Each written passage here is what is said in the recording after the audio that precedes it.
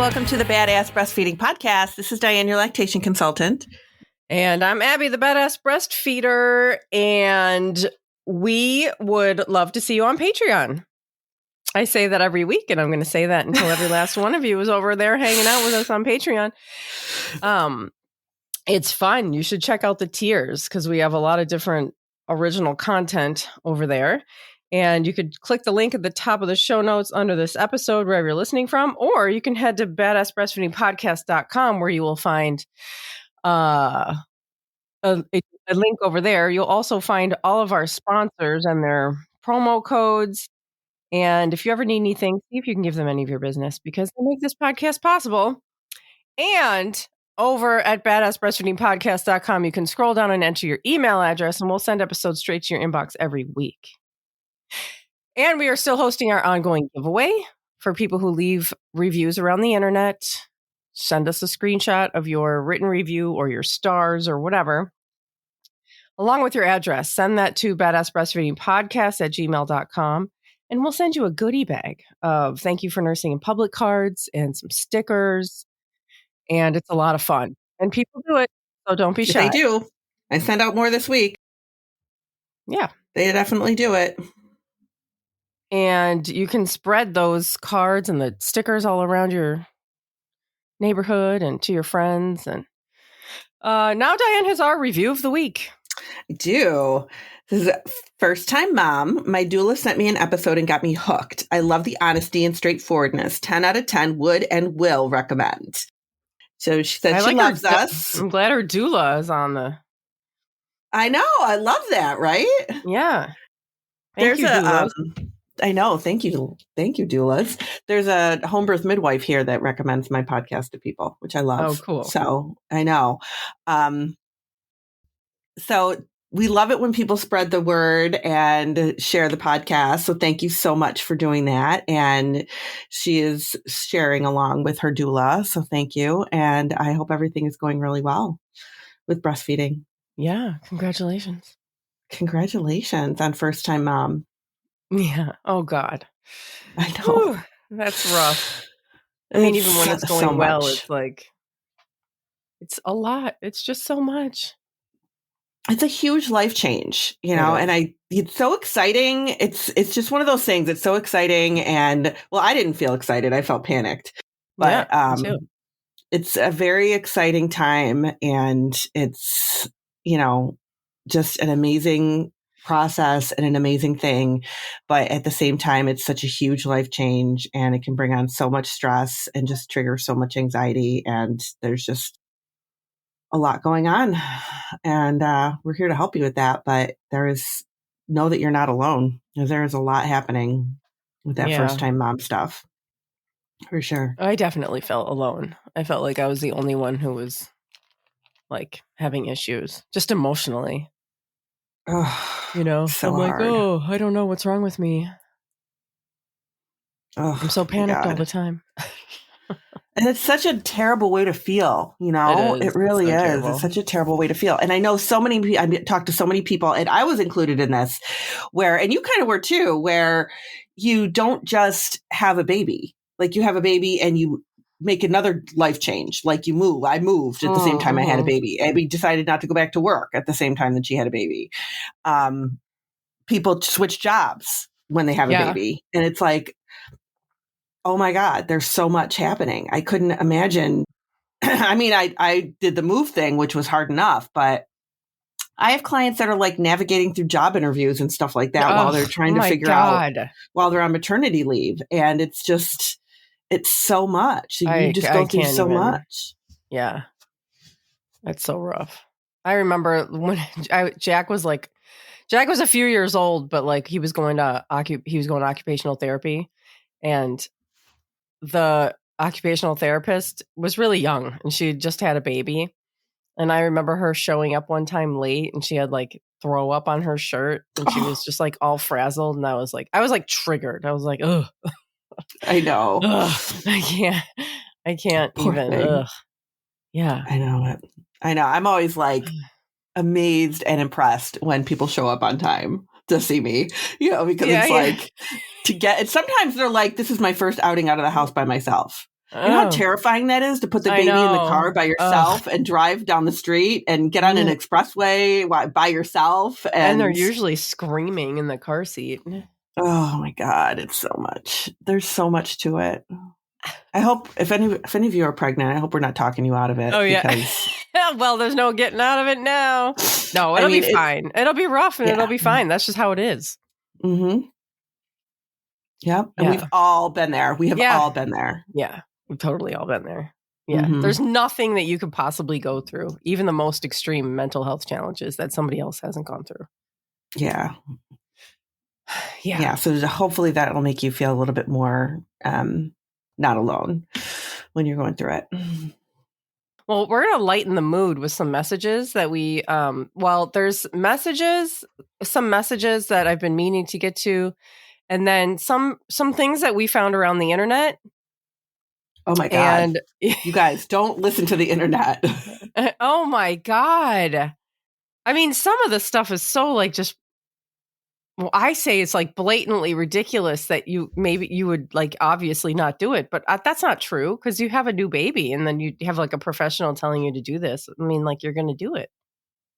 And I think we should just start off with what you found. Because you were just like, hey, look at this. And I was like, oh my God, we have to do an episode on it. So this came out. Wild. Where the hell did you find that? So this actually came out. It was funny because now last week, if you're regular listeners, last week we did an episode on cavities. Yeah. And we brought it up because people have been asked, it comes up as a question all the time about cavities and, their baby's teeth and is breastfeeding going to hurt them and all of that stuff. So we did an episode on that last week.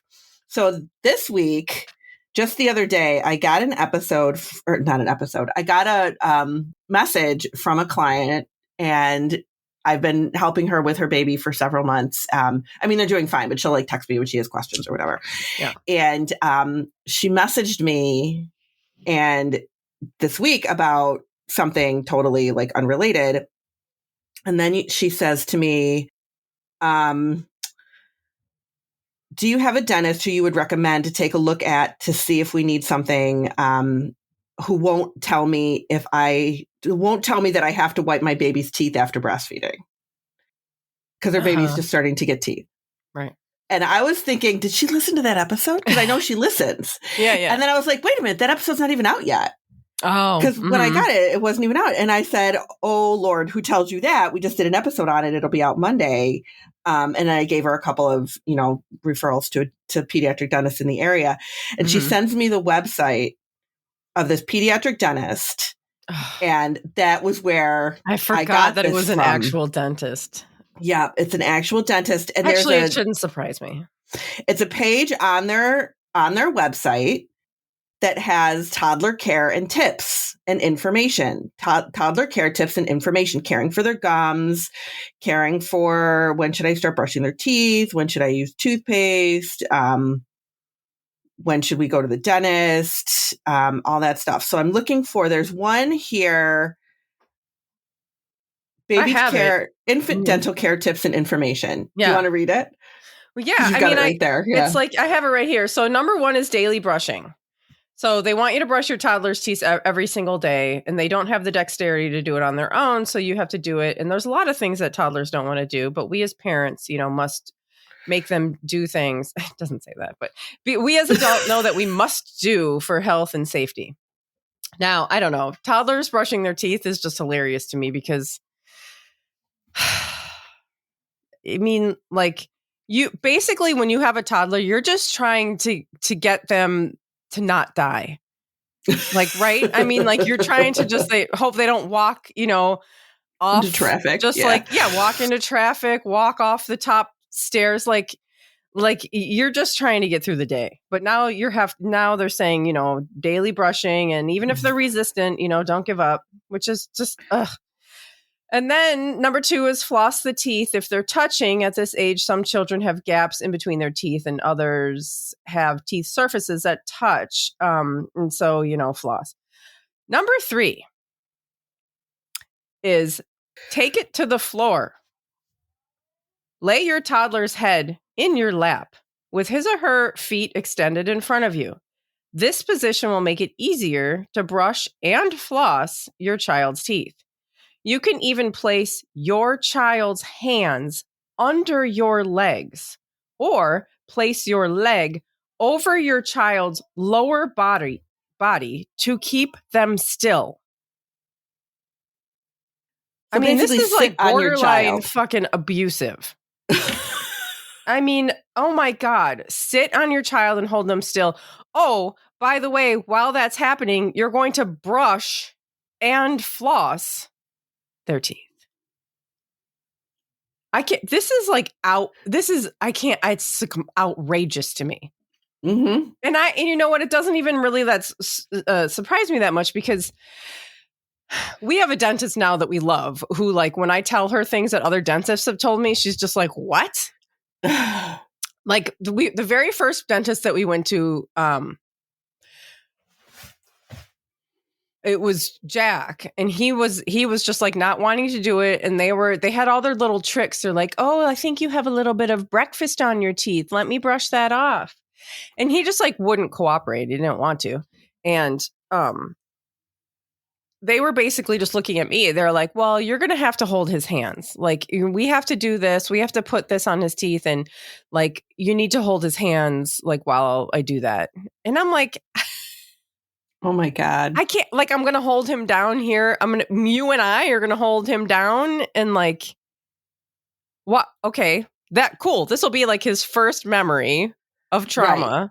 Right. I was just going to say that. Yeah. Yeah. And then, totally he was like 3. And then we went to this other dentist who was really nice for a while, but then we got, I think it was Exley. So then we got Exley trying to go there and he wouldn't cooperate. And he said, you're probably going to have to find somebody and use like a papoose board. What? What's that?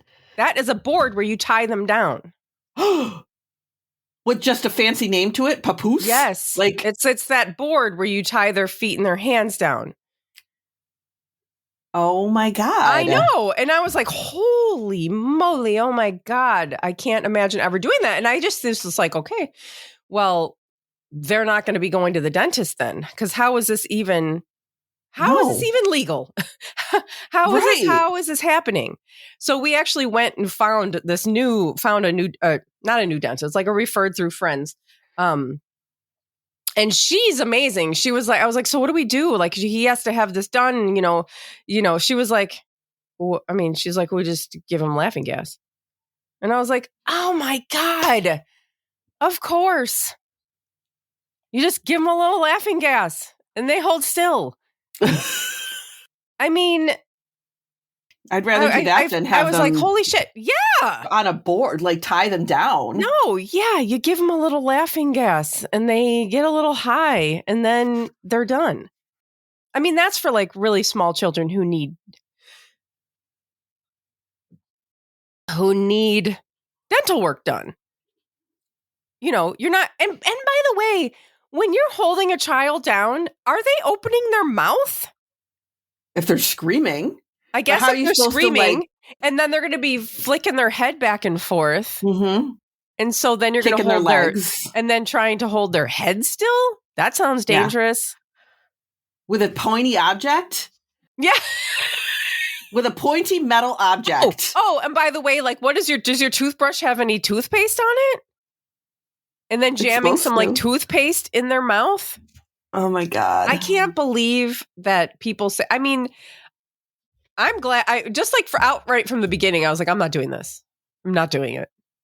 Mm-mm. And like, if that's your thing and you're doing that and it works for you, whatever. But if that's like any bit weird to you, don't do that.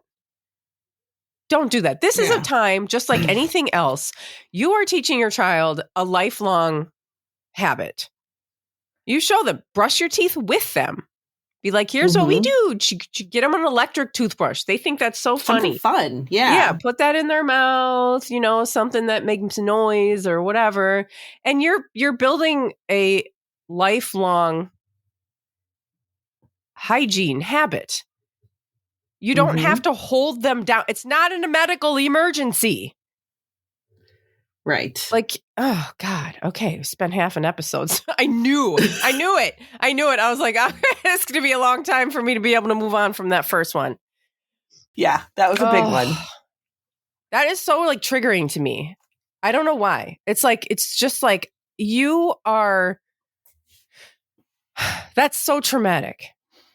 And do you think that that's going to help them with their lifelong like teeth brushing habit? No. I don't know. If somebody held me down and made me do something, I'd be like, that's the last thing I'm ever doing again. It's insane. Ugh. It's a ridiculous way to try to do something with a toddler. Like, and I didn't even, to be honest, like total transparency, I didn't even read the whole thing. I got to the point to where it said to hold them down or lay them down in your lap and brush and floss their teeth. And I'm like, floss a toddler's teeth? You want to try to floss a toddler's teeth? Like, you got to be kidding me. And then you were like, sit on them. And so did my client. She was like, yeah, they want you to basically sit on their arms. And I was like, I didn't even read that part. Ugh. Oh my God. Yeah. Jesus. Yeah. I have my kids at 10 and 13 are like making flossing a habit. Yeah. Yeah. This is not something that's going to happen overnight. Maybe you think it should happen sooner than that. Then that's fine. Make it happen sooner. But don't sit on your child. Yeah. Don't sit on them to make it happen. All right. I guess we'll move on, even though I could go on for another hour. While you are making it a habit, if you're using those little flossers, those individual flosser things. Yeah. My son will use one for every tooth. Please don't do that. He does. He's so wasteful. He'll use one for every tooth. That's like there'll be like 12 of them in the bathroom garbage. I know. Oh my God. Don't do that. What are you doing? So crazy. Oh my Lord. Yeah. See, this is why like it takes a long time for people to like get it. You're starting off when they're a toddler, you're starting off with just like introducing them to what a toothbrush is. Yeah. Anyway, we'll move on. So I love this thing I found. It was on the CDC website. And I love it because it's on the CDC website, right? It's the CDC. Like it's kind of like a main kind of information website. It says, did you know that your child's age matters when it comes to cow's milk? For children older than 12 months, plain whole cow's milk is a great source of vitamin D, whatever. Most cow's milk sold in stores is fortified with vitamin D. For babies younger than 12 months, cow's milk is not recommended because it may put your baby at risk for intestinal bleeding.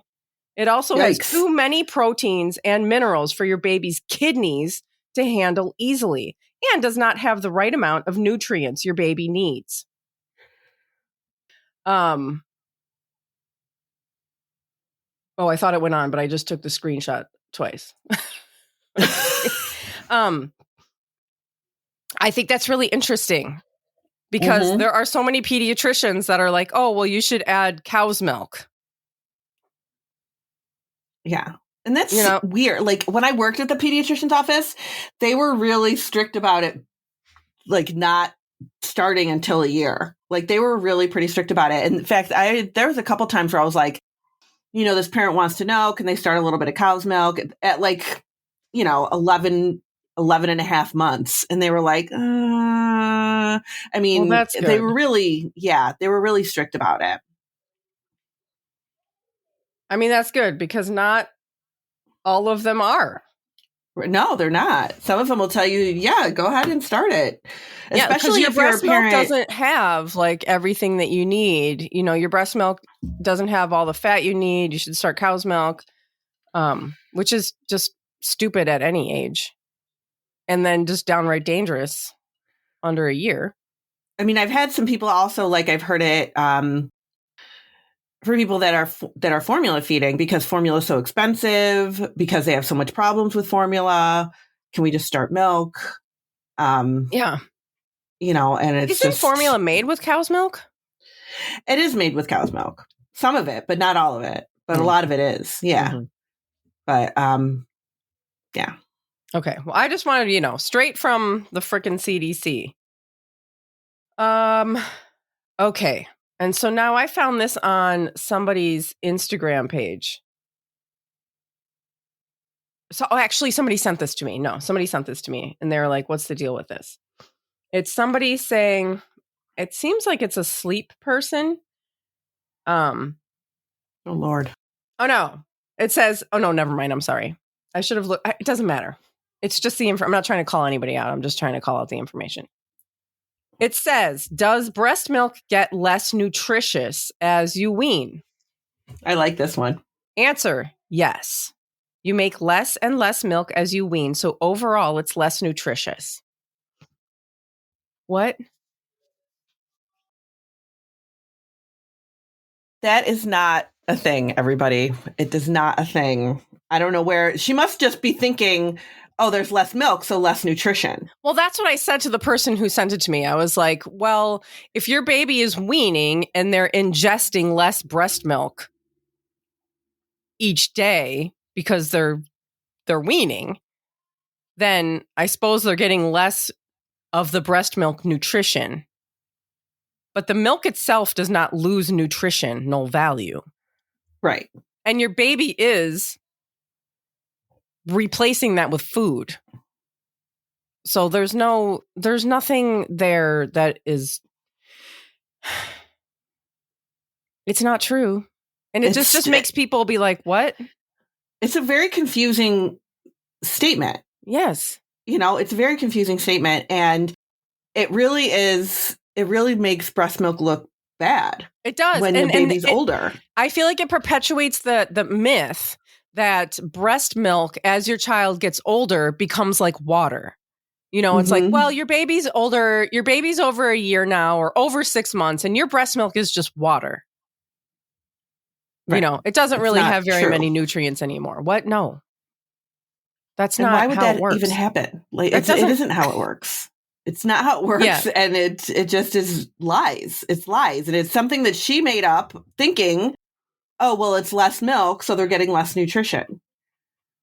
Yeah. I'm assuming that's what she was thinking. Yeah. I feel like if you're going to answer questions like that, you need to be very clear. Mm-hmm. Because you're going to confuse people and then make it, make it confusing. So if you come across that, feel free. I wonder what the comments. I wonder if there was any comments with that. It was a story. Oh, it was. It was like one of these like ask me a question things. And so then the question is I'll tell you the wrong answer. Right. Ask me the question. I'll tell you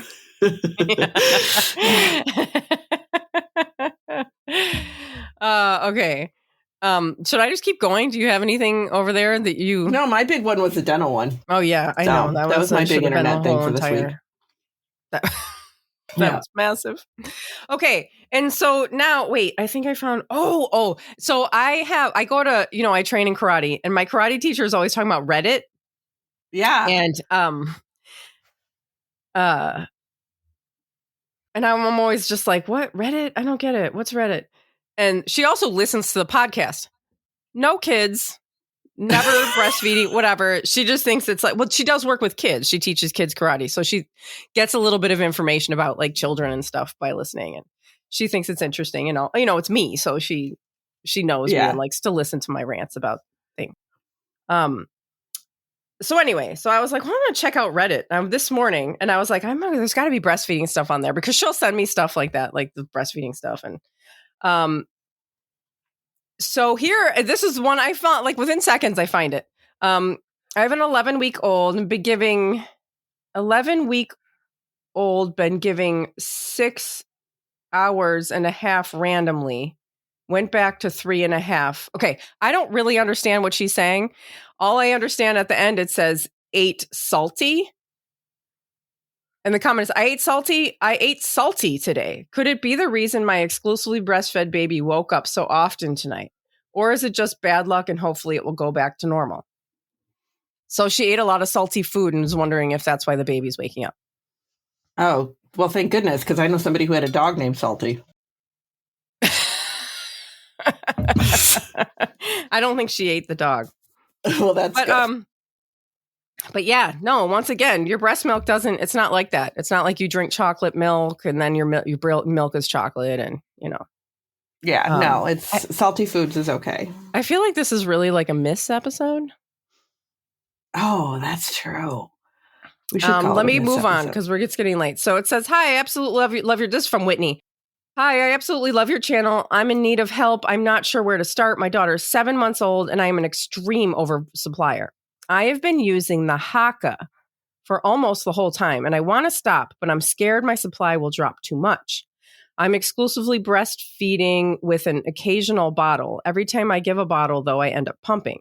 Do you think it would be okay for me to skip the pumping? I feed her about 5 times a day. Please help. I'm so lost." So for somebody who's an oversupplier, the Haka is not going to help you because it's like suction, right? Right. Isn't it's it? Going to pull that milk. Yeah. It's pulling milk out and it's just sort of like exacerbating. Like yeah. It's like exacerbating that oversupply. Yeah. But I do understand that a lot of people who have an oversupply are worried about doing something about it because then it's like, well, will my milk supply go away? Oversuppliers are really nervous about that. Mm-hmm. And I always tell them, like, we need it to calm down. Like, you need to have that milk calm down. We don't want you walking around as an oversupplier. It is not good. Yeah. To have too much milk. It's just not. But if it is okay. Yeah. If Whitney stops using the Haka, that will help. Mm-hmm. It will not like dry up the milk. No. That's not a thing.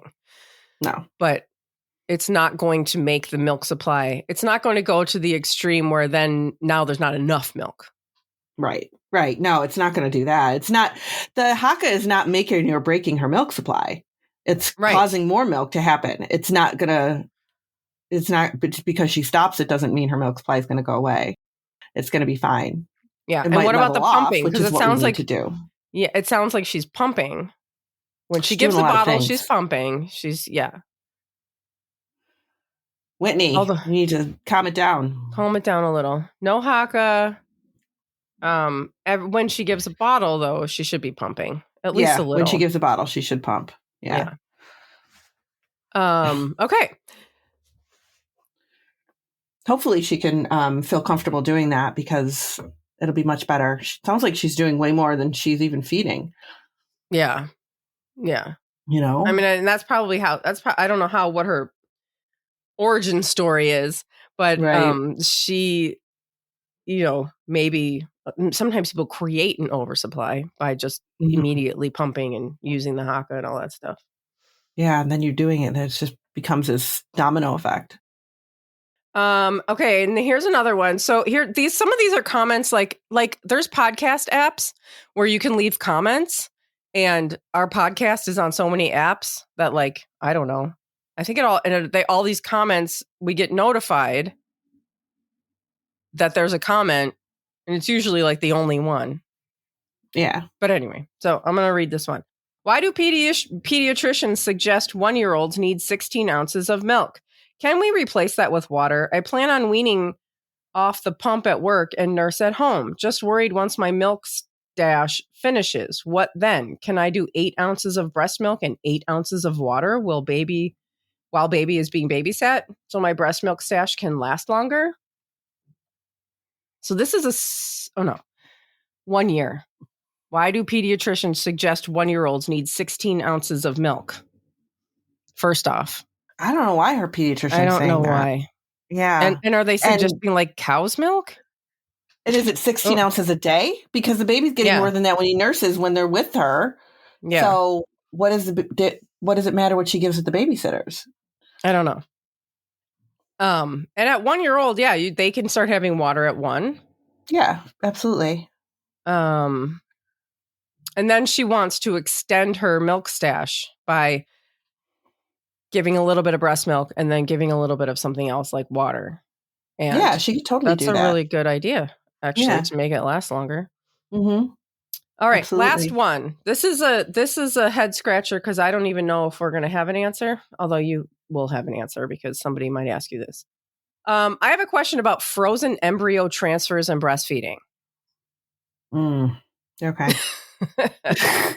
We adopted several embryos and have been blessed with a sweet baby girl.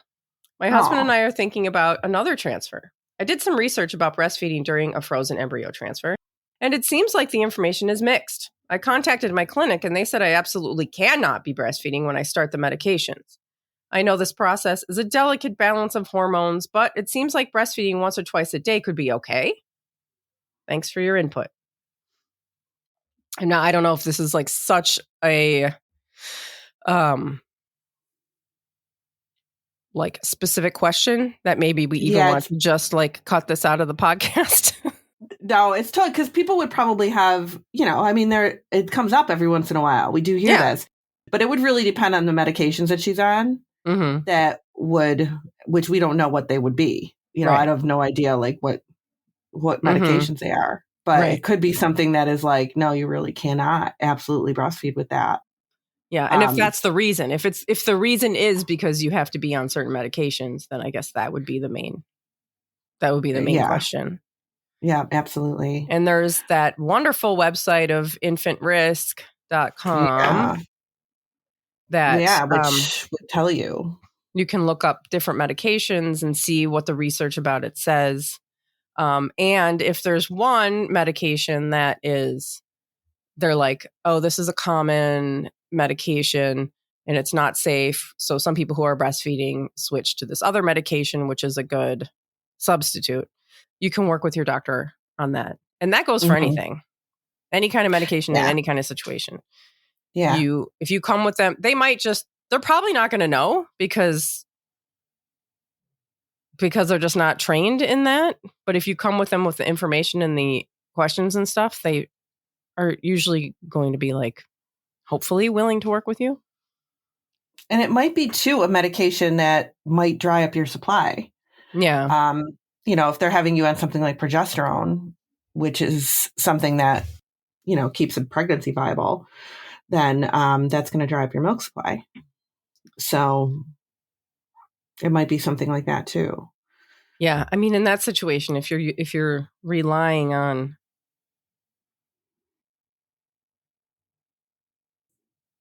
it's such a specific medical situation that, normally I would say like, oh no, you can just, everything can wait.